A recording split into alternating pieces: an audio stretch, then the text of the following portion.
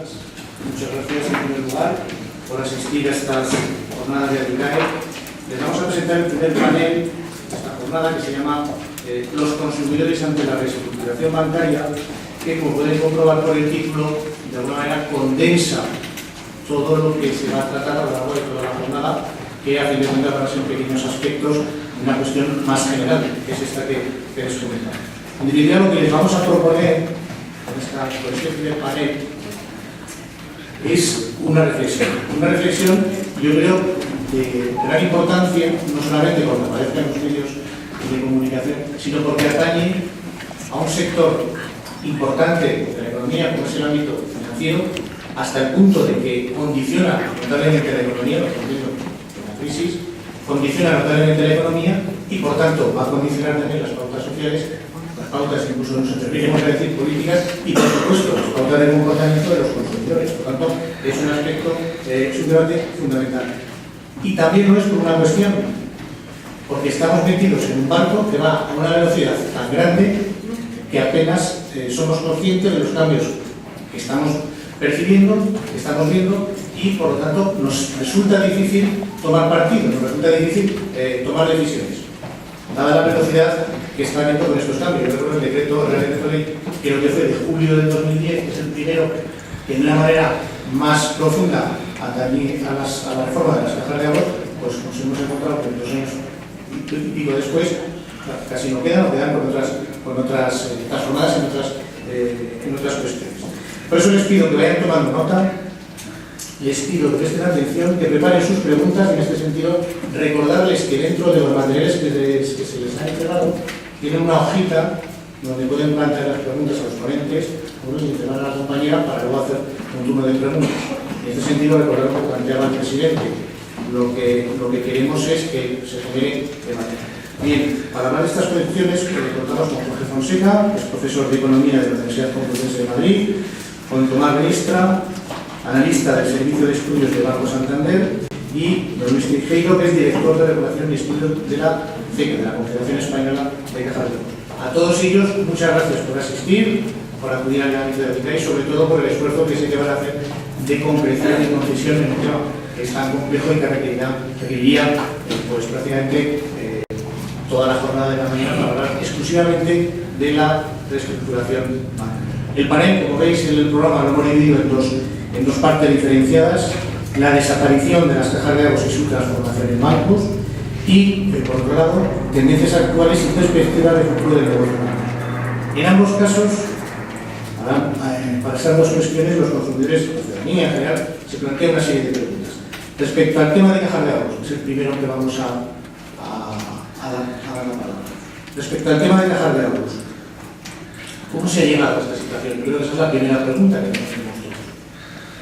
¿Cómo se ha llegado a la situación en la cual, como el presidente, prácticamente, me corregirán los ponentes si no es así, como tal y como cajas, con su negocio financiero, como entidades de todo su negocio financiero, quedan 2 pequeñas cajas, con Quiñén y Coyensa, pero todas las demás o bien han sido fagocitadas por otras cajas de ahorros o por otras entidades de bancos, o bien han creado un banco al cual han trasladado todo su negocio financiero. En cualquier caso, transformaciones.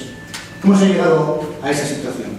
Esas cajas que ahora han derivado su negocio financiero a un banco, ¿cómo va a ser la relación con la clientela? ¿Va a perder la caja sus raíces, o ese banco de esas cajas va a perder sus raíces territoriales? ¿Qué pasará con el gobierno de las cajas de ahorros? ¿Qué pasará con los impositores? ¿Qué pasará con la obra social? ¿Desaparecerá, se transformará, se reducirá? Bien, pues para hablar de todas estas cuestiones, para profundizar en ellas y cualquier otra, lógicamente, vamos a hacer la palabra al profesor Jorge Fonseca. Jorge, por favor, gracias. Muy bien, muchas gracias. Muchas gracias a ADICAE por la invitación a participar en este acto. Gracias a todos por estar aquí.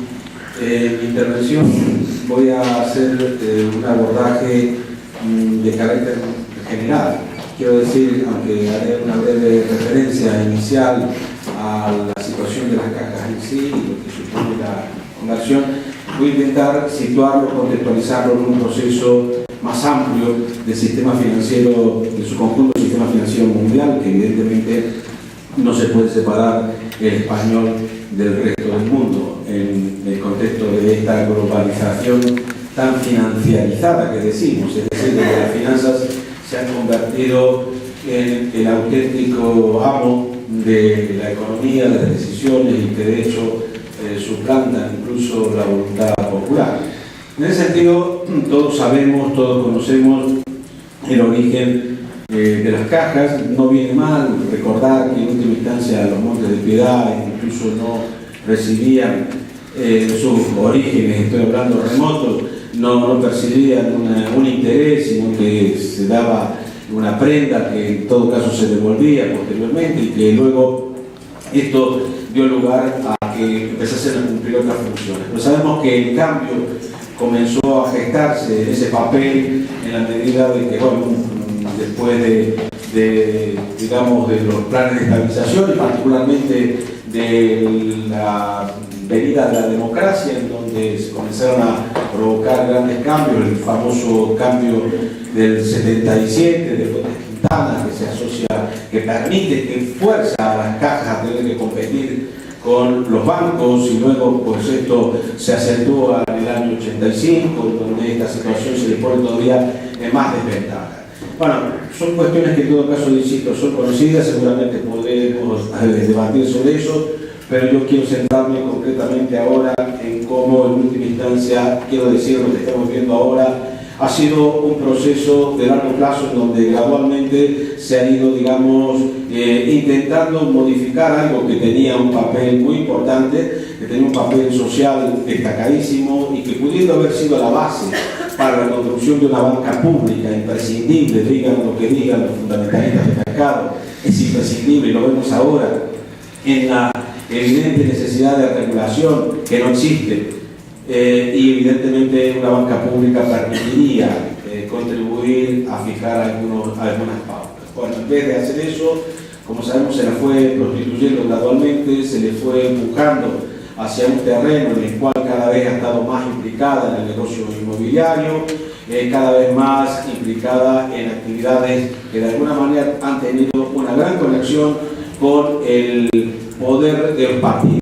No hablo del poder político, porque el poder político debería estar en el pueblo, que no lo está, y el hecho de que algunos partidos en nombre del pueblo contribuyan a degradar la cosa pública hace que efectivamente sean todos los contrarios, los políticos.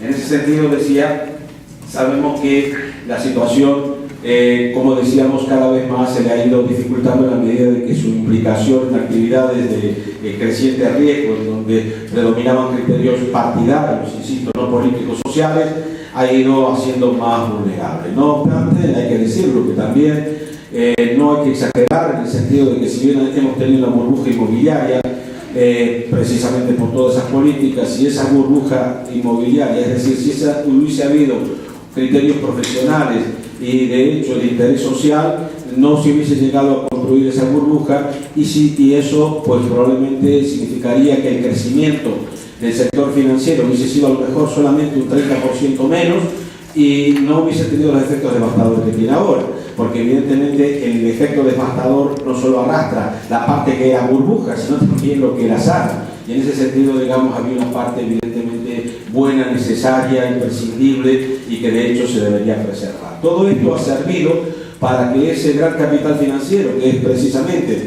como decíamos, el que suplanta la voluntad popular a nivel mundial ahora mismo, evidentemente ve ahora la oportunidad de hacerse con ese gran bocado, que además está vinculado también a otros grandes bocados a los que aspiran conseguir, relacionados a la educación, la sanidad, etc.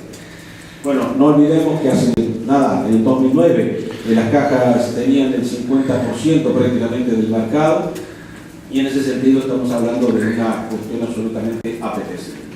Si tenemos en cuenta que esto, decía, es parte de un proceso de concentración mundial en el sector financiero, que sobre todo a partir de la crisis de 2007 se viene acentuando, tenemos evidentemente que pensar de que todo esto en suma solo puede hacer nada más que perjudicar. Una tremenda concentración mundial del capital bancario, al que se le rescata una y otra vez, no solo en España, en Estados Unidos, son ingentes las cantidades. Por ahí tengo alguna diapositiva que pasaré de manera muy ilustrativa por el tiempo que dispongo.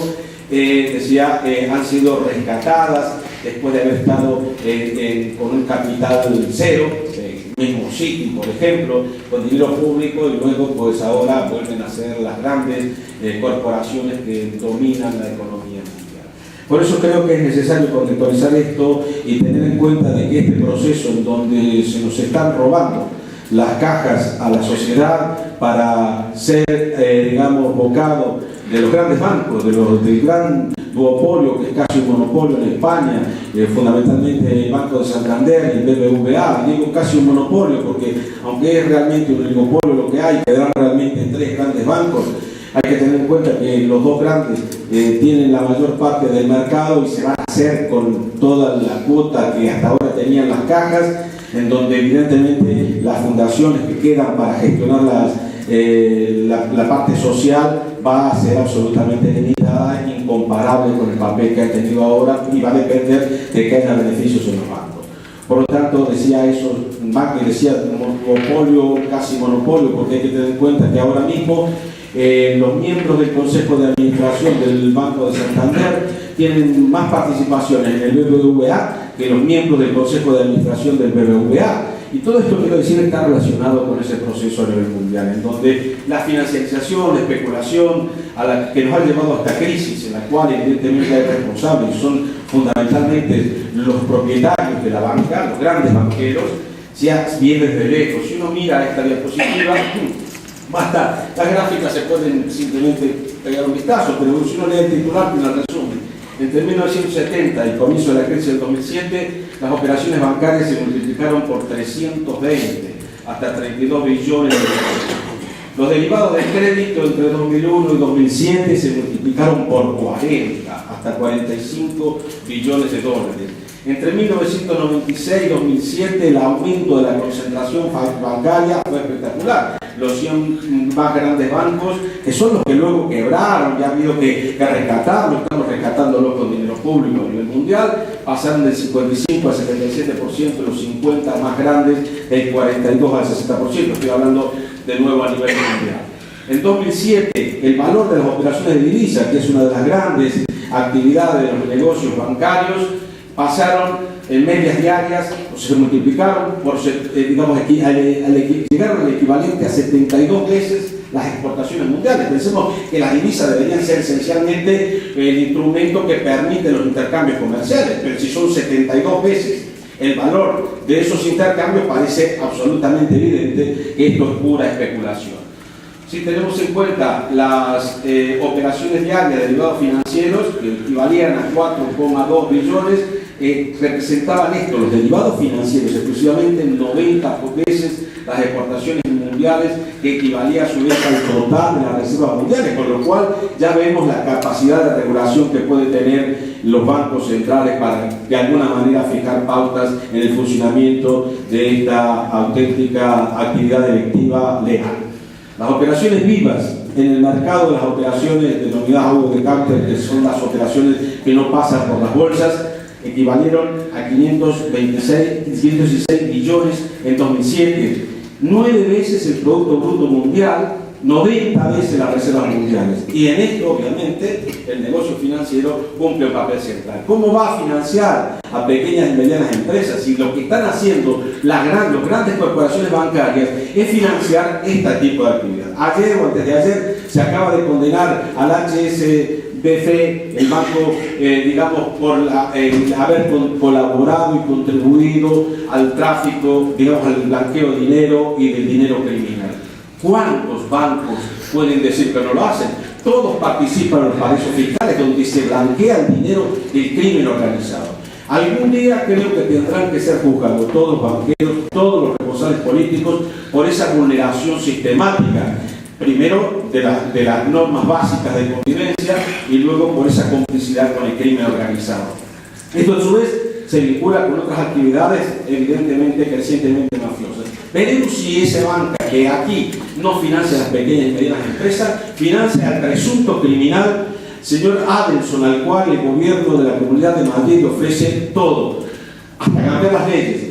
Recordemos, digo, presunto criminal, basta entrar a la web del país y uno encuentra la información que dice todas las imputaciones penales que tiene Estados Unidos. Y se le ofrece todo y dice que lo que va a reclamar de la banca es financiación. O sea, él va a hacer inversión con el dinero nuestro que tiene la banca y que no utiliza para financiar las actividades económicas que deberían reflejarnos la economía. Los derivados estos de los mercados no organizados, vemos cómo han ido evolucionando hasta esta cantidad, que decía que en 2007 eran 506 millones, se han mantenido más o menos en ese nivel en el contexto de la crisis, pero vemos lo verde, que esencialmente la especulación, los derivados son los instrumentos de especulación financiera, son la especulación con los tipos de interés. ¿Qué es lo que hace que nosotros en España estemos pagando lo que pagamos?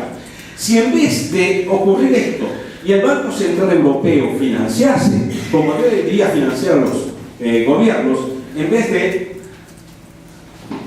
tener ahora una deuda pública que era del 36% en 2007 y que gracias a las ayudas, con el dinero de todos, con el dinero de educación, con el dinero de sanidad que se está haciendo a la banca, si en vez de haber hecho eso el Banco Central Europeo, los bancos centrales, hubiesen dado crédito a los gobiernos al 1%, teniendo en cuenta que lo vamos a pagar de todas, ¿por qué nos cobran una prima de riesgo que se supone que es por no cobrar? Si lo van a cobrar, ¿por qué el 7 o el 6%? El 1 bastaría. ¿Cuánto sería la deuda hoy? El 14% del PIB en estos momentos en vez de ser el 80%. Bueno, todo esto decía, tiene por lo tanto un vínculo. Veamos cuál es el tamaño del sistema financiero global hoy respecto al PIB mundial. Es 5 veces, es decir, no hay justificación de la actividad. Sí, perfecto, me basta. Bueno, y si uno sigue viendo cómo a partir de la crisis todos los fondos de inversión, que son los que realmente realizan las actividades especulativas, pero que están controlados fundamentalmente por los grandes bancos a nivel mundial, pues vemos lo que ha pasado. Todo esto significa, en última instancia, que al final hemos terminado entre todos permitiendo que, digamos, los bancos, que en última instancia deberían estar al servicio de la financiación de la actividad productiva para mantener una economía saludable, sana, en la cual, digamos, atendieran las necesidades, han estado al servicio de un grupo reducido de personas que son los que se benefician. Si uno mira solamente todas las ayudas desde la crisis, aquí solamente algunos, ¿no?, que empiezan por Estados Unidos, en donde al margen de la quiebra de Lehman Brothers, pues todas las ayudas estatales, 200.000 millones de dólares, 800 dólares, a la famosa inmobiliaria, las ayudas de prácticamente 350.000 millones al Citi, que estaba a valor cero de sus acciones y que hoy devuelve a ser uno de los grandes bancos del mundo con dinero público, y podríamos seguir, y eso es lo que estamos haciendo ahora. Y por eso este es el último bocado al que van aquí a hacerse con el control de las cajas de ahorro, que, como decimos, es fundamentalmente, digamos, una construcción que ha hecho toda la sociedad española durante más de un siglo y que de hecho debiera redundar en beneficio de ella, y ahora resulta que a nosotros lo que nos va a quedar es pagarlo, porque a través del famoso banco peor, llamado Banco Malo, nos van a hacer pagar a nosotros y a nuestros nietos todo lo que han robado y lo que ahora se van a apropiar los propietarios. ¿Por qué cuando se invierte dinero en Bankia, por ejemplo, se permite que se mantengan, cuando las acciones valen cero, que se mantengan los accionistas privados? Vale cero, los señores no tienen nada. Resulta que ahora les regalamos el dinero y luego en el futuro los beneficios van a ser por ellos. Que no me cuenten películas de que va a ser devuelto. Va a ser devuelto en una cantidad insignificante. Y quiero aclarar, considero que algún día habrá que juzgar a todos los que han sido responsables de esto, inclusive a los economistas que le hacen la cobertura justificando todo este crimen. Muchas gracias.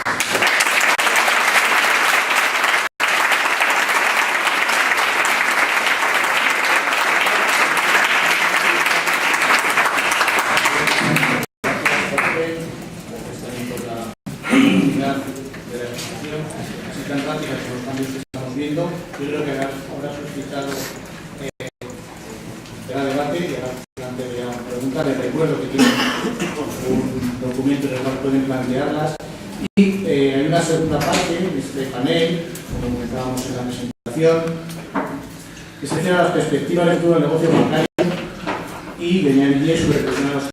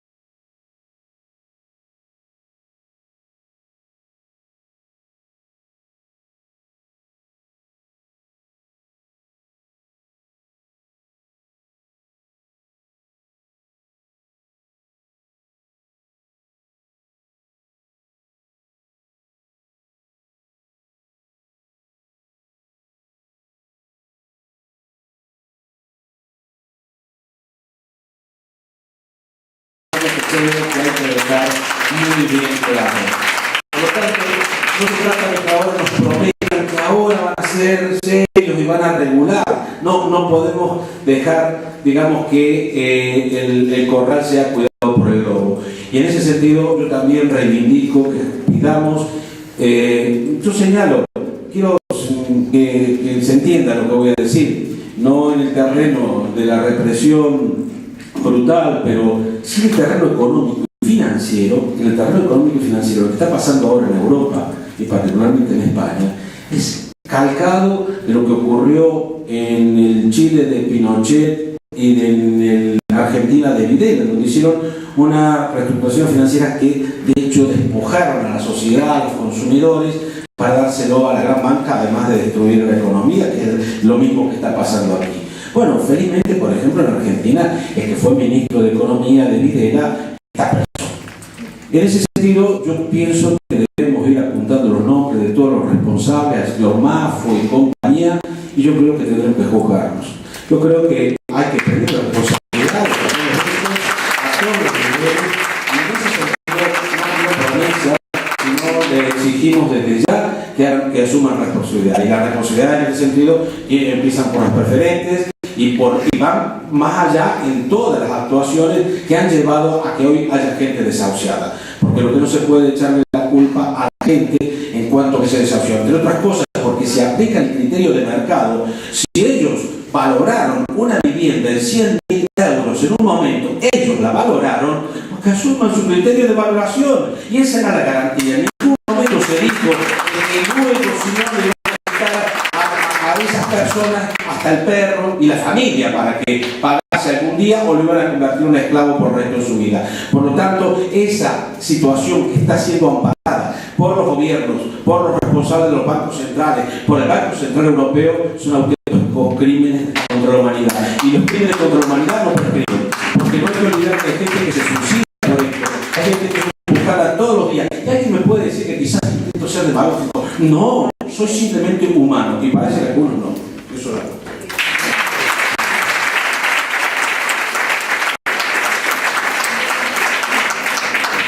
Bueno, he contestado ya la cuestión, que va a pasar con las cajas. No sé si Luis quiere añadir alguna cuestión más o de qué va a pasar con las cajas. La tercera cuestión, la tercera pregunta, que va dirigida a Tomás, os la recuerdo, decía así: en la exposición planteas que iba a haber más concentración y se añadía condiciones más competitivas. Gracias a una cierta contradicción un poco por aclarar. Y la segunda cuestión, cuando hablas de la regulación, que iba a penalizar el riesgo sistémico, si en España, por eso que está viendo es de fagocitación, de suma de entidades. No sé si se va a derivar precisamente en esa situación de todas para convertirse en sistémico. Aclarar un poco ese punto. Se refiere al primer punto, más concentrado no tiene por qué ser menos competitivo. O sea, al final lo que tenemos en España un mercado muy actualizado y además la nueva regulación lo que hace es generar unos costes de administración importantes que al final, para tener ganancias de eficiencia, necesitas tener un cierto tamaño, ¿no? Entonces, al final, el tema de clientes nos puede permitir ser más competitivo en precio, ¿no? Luego, que haya con un sistema financiero entre 10 y 6 entidades sería similar a lo que tenemos en muchos países europeos y, vamos, creo que no es ningún problema para tener un sistema financiero muy competitivo. De hecho, además, desde un punto de vista del consumidor, es mucho más fácil llevar a hacer un seguimiento, una comparación de precios de entidades financieras cuando tienes 10 ofertas y cuando tienes 45, ¿no? Entonces, por eso creo, y luego ya por último, pues tienes la presión de que probablemente a largo plazo, que bueno, es una cosa que las entidades tienen que ir anticipando, tengas una competencia completamente de igual a igual con el resto de la banca europea, ¿no? Al final eso también tiene que llevar a que los bancos y las entidades financieras se pongan las pilas y sean competitivos desde el momento cero. En cuanto al riesgo sistémico, he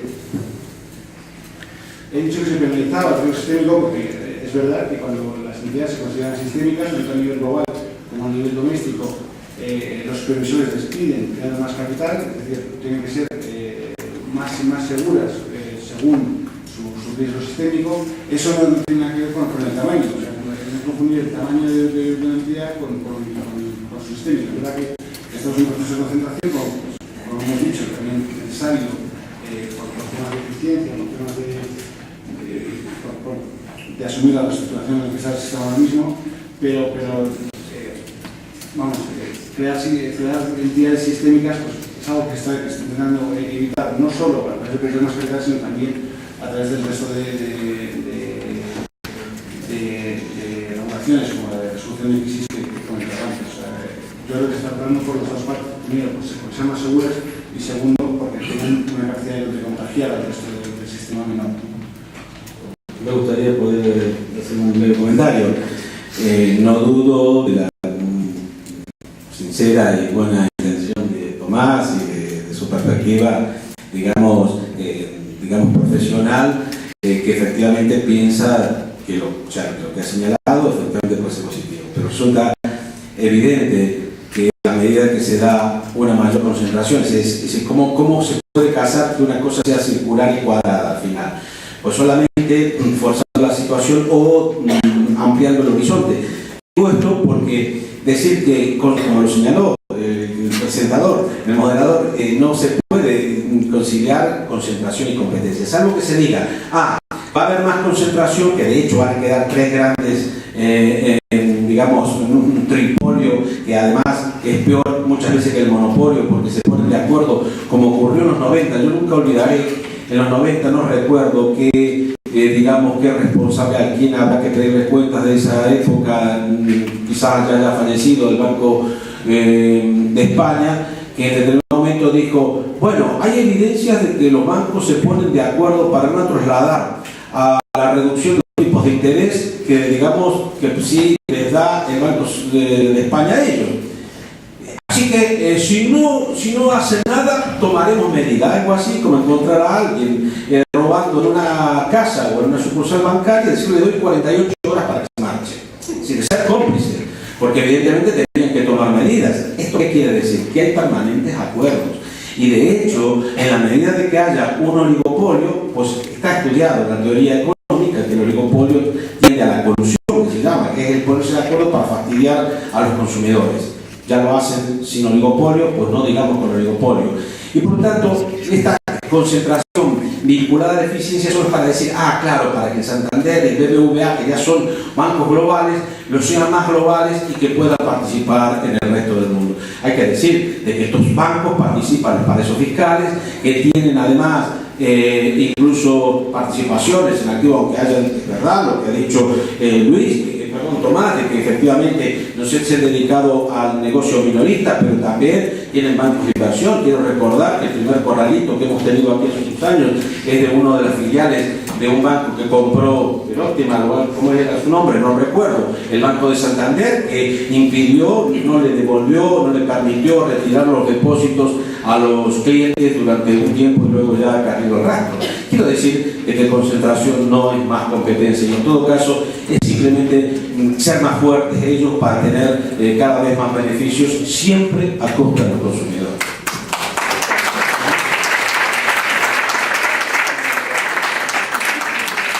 En esa réplica,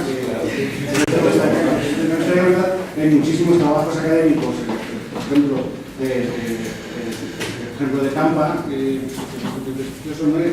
demuestran que el sector bancario es de los menos concentrados a nivel internacional. Y de hecho, ahora se lo va a hacer después de que se hagan con la participación que tienen las cajas de ahorro. Ya veremos precisamente si algo que contenía esa concentración era la caja de ahorro. Ahora sí, repito que el oligopolio de los dos grandes bancos que hablan, ahora mismo la principal entidad de este país es una caja. Pero cuando nos metemos con los bancos, siempre metemos con los bancos, pero aprovecho para decir lo de la colusión. Me parece que yo creo que ya hay bastantes mecanismos que evitan la colusión y creo que hay una competencia suficiente de las entidades como para saber que esto ya no existe. Desde el 89, creo que fue Santander que rompió el status quo de la banca con la supercuenta, no sé si un poco de historia bancaria, ahí se rompió y se generó una competencia real en el sistema financiero español y desde entonces no vamos, no se puede decir que haya un sistema, o sea, que no haya sido competitivo, sobre todo para las comparaciones de precios con el resto de entidades de sistemas financieros europeos, etc. Señalábamos al principio de la crisis, y aún todavía, las cajas efectivamente tienen una gran cuota de mercado, pero vale cero. Digo, vale cero. Porque vamos a ver, cuando uno va y compra un negocio y solamente se hace, y eso pasa en todo el mundo, se hace simplemente con la clientela, aunque las inversiones sean cero, o sea, las inversiones físicas, que se llama fondo de comercio, digamos, tiene un valor. Y resulta que aquí lo valoran a cero. ¿Por qué? ¿Qué ocurre? Que le ponemos, no a cero, a menos 500, porque es que le ponemos todas las ayudas que va a recibir la banca, que pagaremos nosotros, son los famosos 50.000 millones de euros que van a venir, digamos, como rescate bancario, pero pagaremos nosotros, y resulta que eso vale cero porque al fin y al cabo los beneficios van a ser después de los accionistas privados. Y ya veremos, miramos la concentración dentro de 5 años. Bueno,